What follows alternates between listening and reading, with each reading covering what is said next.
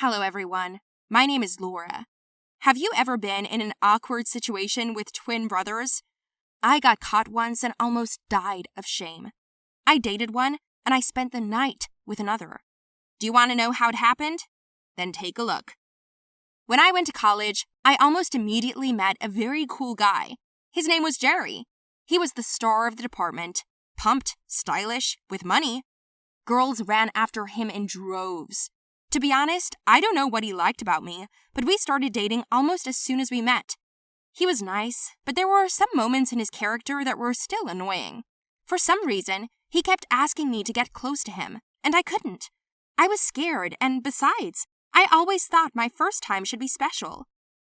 I bided my time as best I could. Jerry loved me very much and promised to be patient. And then, one day, we were invited to a party at the home of our classmate in honor of the end of the first year of college. We went there, of course. Jerry looked charming, and he was particularly nice that night. We had a good time, and then he suggested that I take a walk around the house. A lot of guys were hanging out around the pool, swimming, listening to music, drinking. Jerry said he needed to talk to me. I was alert and prepared to listen, but he said we should be alone because it was important to him. We went up to one of the bedrooms on the second floor, and Jerry locked the door and came up to me and asked me to dance. You know, we've been together almost a year. I think this is a good indicator of a strong relationship. But Laura, do not forget that I am still a man and I want something more than just kisses, he said. Oh no, he's back at his record, I thought. Jerry, I told you I can't right now, and you promised to wait, I said. Then he got mad. What are you waiting for? We've been together a year and you're still breaking down? I can't wait. Now or never, Laura. What other proof of my feelings do you need? Dozens of girls dream of sleeping with me, and you are still waiting for a special occasion? He shouted. I stood there in a daze. I didn't think sex was so important to him. I was offended by his words. Didn't he understand that it was important to me? I can't just make up my mind. I need to feel ready for this. I slapped him and ran away in tears. I didn't want to talk to him or see him. I was terribly hurt by his words. But I must admit that I felt very bad and hurt without him. After all, we've been together almost a year. He often dined at our house, and I introduced him to my mother. It's been a week since the fight. We were on summer vacation, so I didn't even see him.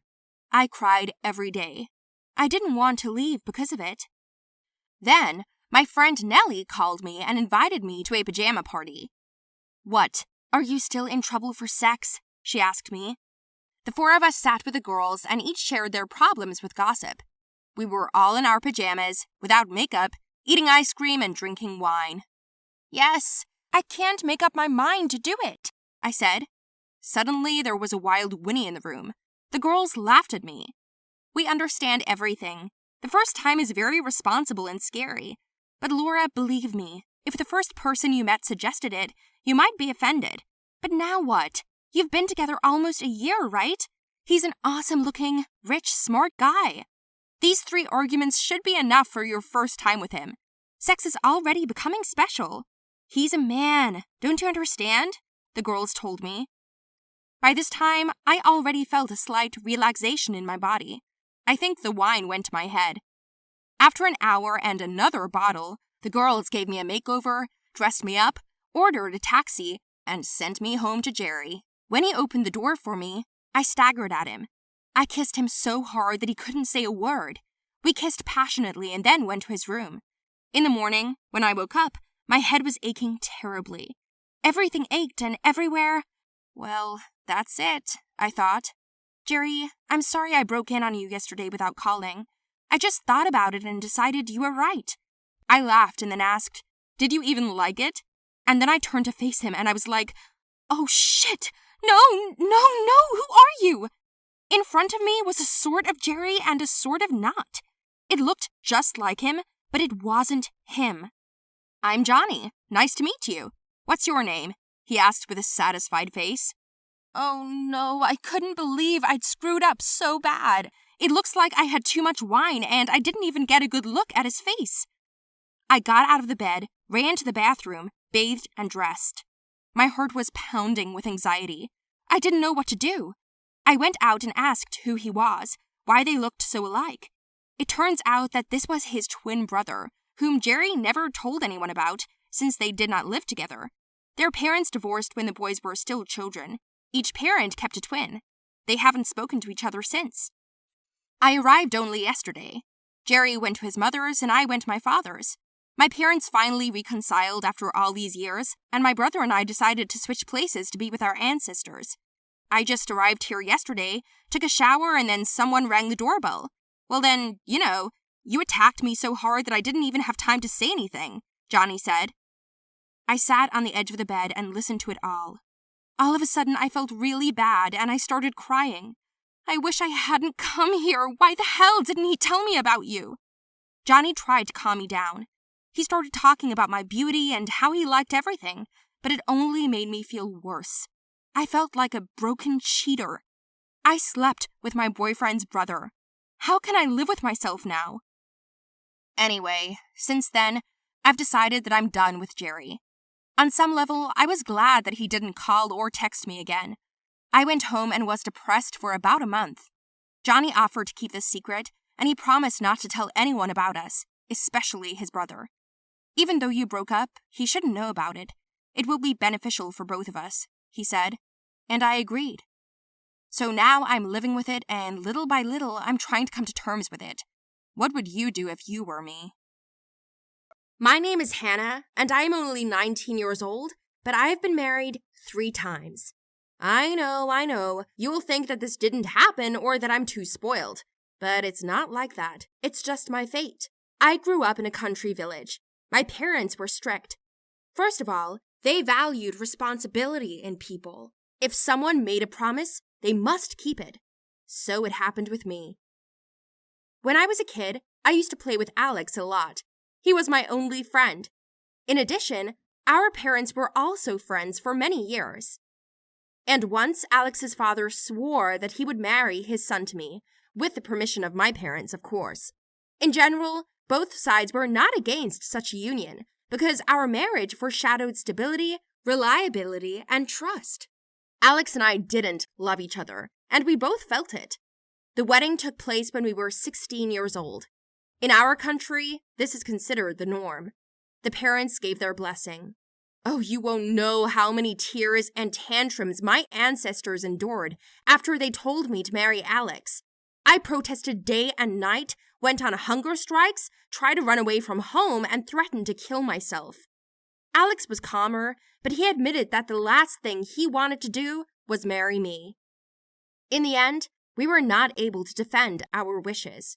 We were both given an ultimatum, either that or nothing at all.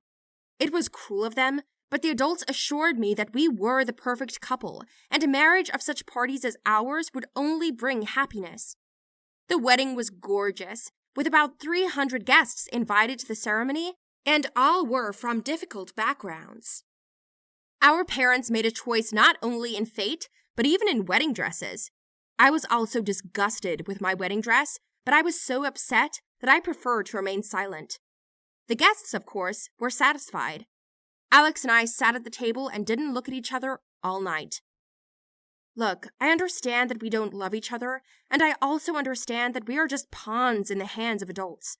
Just like you, I don't want to spend the rest of my life with someone I don't love, but I don't want to ruin the strong friendship between our parents either. This is dangerous for both sides. Therefore, I suggest that we wait for some time for the emotions to subside, and then we will come up with something, Alex suggested. I agreed, but there was no other way out. Later, my parents started hinting at grandchildren, and we pretended that we were in love with each other and that we were incredibly happy and that we were looking forward to becoming parents. And then one day I ran home crying and hysterical and told my mom that Alex was cheating on me. I screamed that I would never forgive him for this. Alex talked to his parents and said he was sorry, but the girl was pregnant with his child and he was going to live with her. Of course, it was all a setup, and that girl is his favorite girl. They started dating before our marriage. With my fictitious husband, we never slept together or even had dinner. In general, we kept as far away as possible. The plan worked. I left my husband, he married his beloved, and at the same time, my parents sort of continued to communicate with each other. I didn't go back to my parents' house. I couldn't go on living among people whose interests are more important than mine. So I decided to rent an apartment and live on my own. I was just 17 years old at the time. During my marriage to Alex, I met a guy named Philip. My relationship with him was real. For the first time, I wasn't faking it when I looked at him. Philip knew all about it, so in order not to shock Mom and Dad, we decided to live together in a civil marriage, in secret from everyone. He was 7 years older than me, which also attracted me because it's great when a man knows what he wants. And all this comes with age. Phil and I fell in love with each other. He had difficulties with work, so I worked, paid for the apartment, and bought all the food myself. It didn't seem important to me because Phil was giving me love. One day, some unfamiliar men came to my home. They were looking for my husband. He wasn't home at the time. It turns out that he owed them a large amount of money, lost at cards. I couldn't believe my ears. I managed to get them out, knowing it was temporary. In the evening, when my husband returned home, he was waiting for a very serious conversation. Phil made every excuse that he had only played cards with crooks once, that he didn't want to tell me so as not to upset me, that he was sorry and didn't know what to do. I forgave him, sold my car, and he paid them back. My husband didn't know how to thank me. I was relieved, but not for long. The next gamblers came in a month, and then another one every 4 weeks. By that time, I had run into debt, sold everything I had out of the house just to get these scum off our family. I still don't understand how Phil managed to talk my teeth out of it, but it worked. Finally, when there was nothing left to sell, I plucked up the courage to throw him out. Phil just laughed in my face, gathered up his wretched things, and left, slamming the door. Damn, what a fool I am! How could I be so blind? It's a good thing I was smart enough to hide all this from my parents. Otherwise, I could never avoid their lectures. Admittedly, parting with an already ex-husband was not easy, but it was even harder to pay off debts after him. At some point, after he left, I thought that maybe I shouldn't connect with someone in my life. Maybe I wasn't meant for this, or maybe I wasn't meant to meet a normal man. I decided to change my lifestyle a little so that I could not get caught again by any scammers. I did not burden myself with responsibilities, but just found a partner to meet my sexual needs.